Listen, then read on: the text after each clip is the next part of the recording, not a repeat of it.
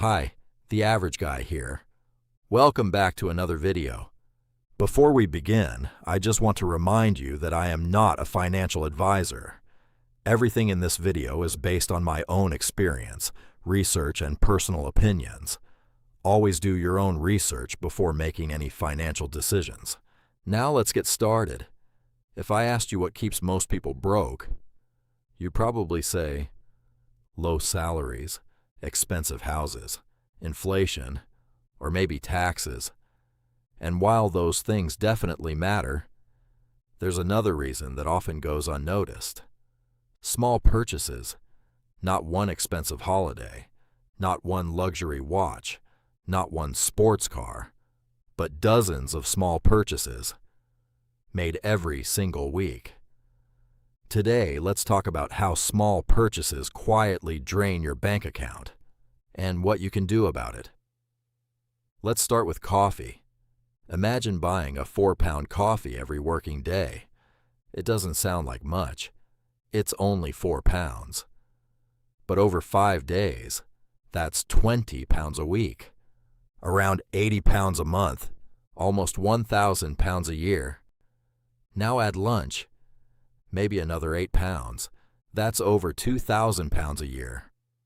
Suddenly, the small purchases don't look so small anymore. Now let's add streaming services.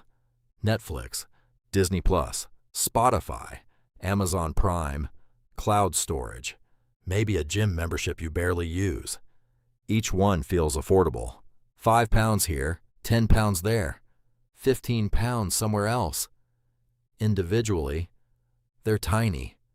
Together, they might cost hundreds of pounds every month.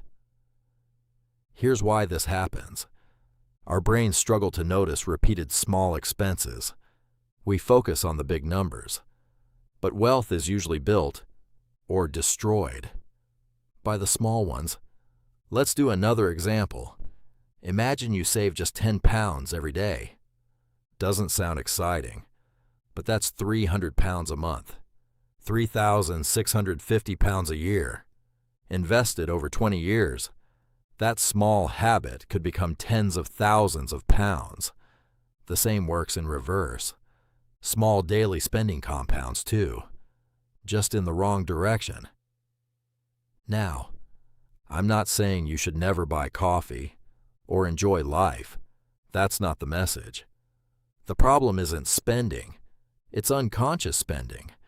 Buying things simply because they've become habits, not because they actually make your life better. Let's talk about convenience. Food delivery apps.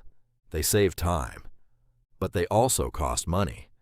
A meal that costs 12 pounds at the restaurant might cost 20 pounds after delivery fees and service charges. Do that twice a week, and you've spent hundreds of extra pounds every year. Convenience has a price. Sometimes it's worth paying. Sometimes it isn't. Another hidden expense. Impulse shopping. You're buying toothpaste. You leave with candles, chocolate, a new phone charger, and something that was 50% off. Retailers understand human psychology. They know exactly where to place products, exactly how to price them, exactly how to encourage one more purchase. And usually, it works. Here's something interesting. Most people couldn't tell you exactly how much they spent last month on snacks, or takeaway coffee, or random online purchases, not because they're hiding it, because they simply don't know. That's why tracking your spending is so powerful. When you see every purchase written down, your behavior starts changing naturally. Let's imagine 2 friends. Both earn 40,000 pounds a year. One spends without thinking. The other questions every purchase, not because they're cheap, because they're intentional. 10 years later, who do you think has more savings? Who has more investments? Who has less stress? Income matters, but habits matter even more. Here's another trap. The phrase, "I deserve it." We've all said it. I had a hard week. I worked overtime. I deserve this.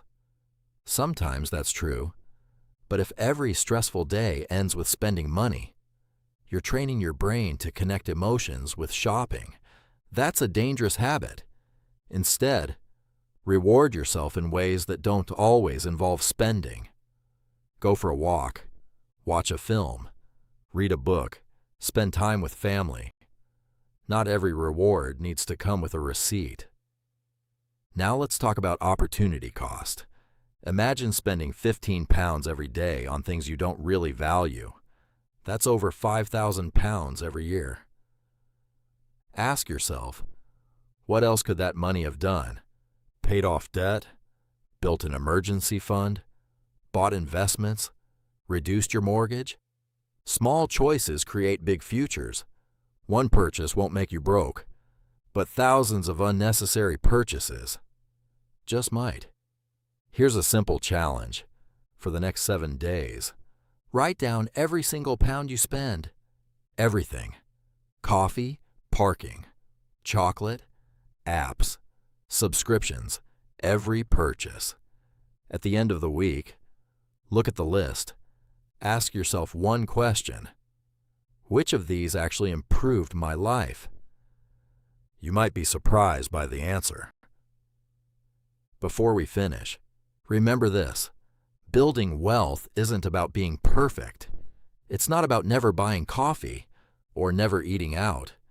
It's about spending on the things that truly matter and cutting back on the things that don't. Financial success usually isn't one huge decision. It's thousands of tiny decisions, made consistently. Every pound has a job. Give your money a purpose, or it will quietly disappear. If today's video made you think differently about your spending, then the next time you're about to buy something, pause for just 10 seconds. Ask yourself, do I really want this, or is it just another habit? That one question could save you thousands over your lifetime. If you enjoyed this video and found it useful, consider subscribing for more simple money tips.